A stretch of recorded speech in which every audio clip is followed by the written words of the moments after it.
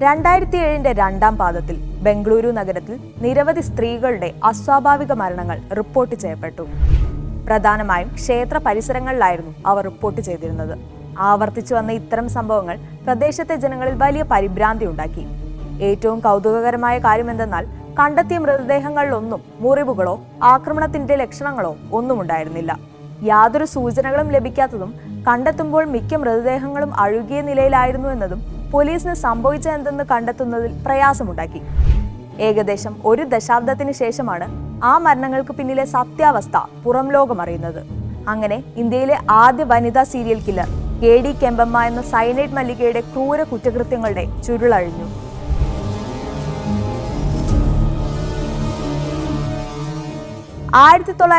ൽ കർണാടകയിലെ കഗ്ഗാരിപുരത്തിലെ ഒരു സാധാരണ കുടുംബത്തിലായിരുന്നു KD കെമ്പമ്മയുടെ ജനനം.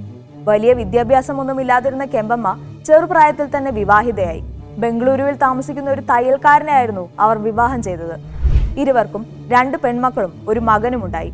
കെമ്പമ്മ പല പേരുകളിൽ പലയിടങ്ങളിലും പല ജോലികളും ചെയ്തു. എന്നാൽ പെട്ടെന്ന് പണമുണ്ടാക്കാനുള്ള ആർത്തിയും വഴിവിട്ട ചിന്തകളും അവരെ ഇരുട്ടിന്റെ വഴിയെ നടത്തി. പെട്ടെന്ന് പണമുണ്ടാക്കാമെന്ന് കരുതി കെമ്പമ്മ വീടിനടുത്ത് ഒരു ചിട്ടി കമ്പനി തുടങ്ങി. വലിയ പ്രതീക്ഷയോടെ ആരംഭിച്ച ആ പരിപാടി പക്ഷേ കെമ്പമ്മ വിചാരിച്ച പോലെ ആയില്ല. ചിട്ടിയിലൂടെ വലിയ നഷ്ടമുണ്ടായി. കാര്യങ്ങളെല്ലാം തകിടം മറിഞ്ഞു. കടക്കാർ വീടുകളിൽ നിന്ന് ഒഴിയാതായതോടെ കുടുംബം കെമ്പമ്മയെ ഉപേക്ഷിച്ചു. കുറ്റകൃത്യങ്ങളോടുള്ള വാസന നേരത്തെ തന്നെ പ്രകടമായിരുന്ന കെമ്പമ്മയുടെ മനസ്സ് അതോടെ പൂർണ്ണമായും കുറ്റകൃത്യങ്ങളിലേക്ക് തിരിഞ്ഞു. വീട്ടിൽ നിന്ന് പുറത്താക്കിയതോടെ പല വീടുകളിലും കെമ്പമ്മ ജോലിക്ക് നിന്നു. ആ വീടുകളിൽ നിന്നും വിലപിടിപ്പുള്ള സാധനങ്ങളൊക്കെ മോഷ്ടിച്ചു. മോഷണക്കേസിൽ പിടിക്കപ്പെട്ടതോടെ 6 മാസത്തോളം ജയിൽവാസവും അനുഭവിക്കേണ്ടി വന്നു. അതിനുശേഷം ഒരു സ്വർണ്ണപ്പണിക്കാരന്റെ സഹായിയായി നിന്ന സമയത്താണ് സ്വർണം പോളിഷ് ചെയ്യാൻ ഉപയോഗിക്കുന്ന പൊട്ടാസ്യം സയനൈഡിനെ കുറിച്ച് കെമ്പമ്മ ആദ്യമായി അറിയുന്നത്.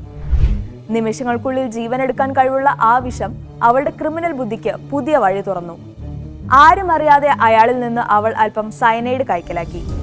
അതോടെ കെമ്പമ്മ ഭീകരയായ സയനൈഡ് മല്ലികയായി മാറി.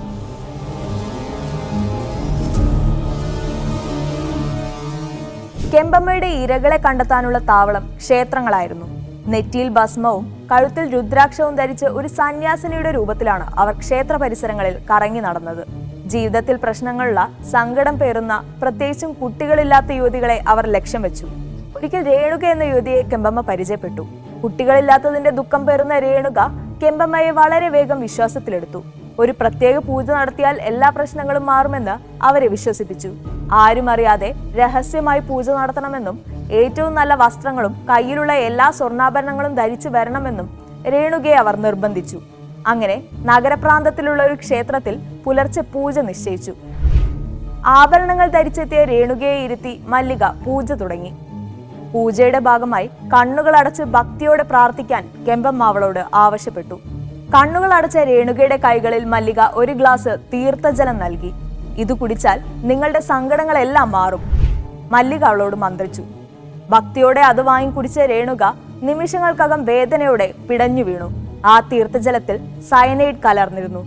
രേണുക മരിച്ചെന്ന് ഉറപ്പാക്കിയ മല്ലിക അവരുടെ ആഭരണങ്ങളും പണവും മോഷ്ടിച്ച് ആരും കാണാതെ അവിടെ നിന്ന് രക്ഷപ്പെട്ടു.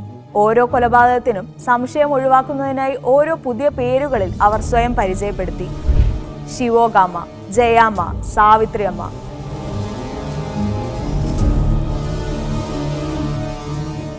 ആയിരത്തി 1999 മുതൽ 2007 വരെ ഇത്തരത്തിൽ നിരവധി സ്ത്രീകളെ കെമ്പമ്മ സമാന രീതിയിൽ കൊലപ്പെടുത്തി. മമത രാജൻ, യശോദാമ്മ, എലിസബത്ത്, മുനിയമ്മ, പില്ലമ്മ, രേണുക. ഓരോ കൊലപാതകത്തിനും ശേഷമുള്ള ചെറിയ ഇടവേളകളിൽ ആർക്കും സംശയം തോന്നാതിരിക്കാനായി അവർ പല വീടുകളിലും ജോലി ചെയ്തു. നാഗവേണി എന്ന സ്ത്രീയായിരുന്നു കെമ്പമ്മയുടെ അവസാന ഇര. 2007 ഡിസംബറിലാണ് അവർ ആ കൊലപാതകം നടത്തുന്നത്. അന്ന് അവർ താമസിച്ചിരുന്ന ലോഡ്ജിൽ നൽകിയിരുന്ന പേര് മല്ലിക എന്നായിരുന്നു. ഒടുവിൽ കൊലപാതകം നടത്തി കൈക്കലാക്കിയ മോഷണ മുതൽ വിൽക്കാൻ ശ്രമിക്കുന്നതിനിടെയാണ് കെമ്പമ്മ പോലീസിന്റെ പിടിയിലാകുന്നത്.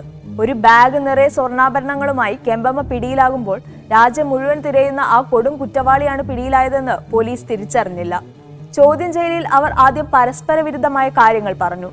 എന്നാൽ വിശദമായ ചോദ്യം ചെയ്യലിൽ രാജ്യത്തെ ഒന്നടങ്കം പിടിച്ചുകുലുക്കിയ ആ വലിയ സത്യം പുറത്തു വന്നു.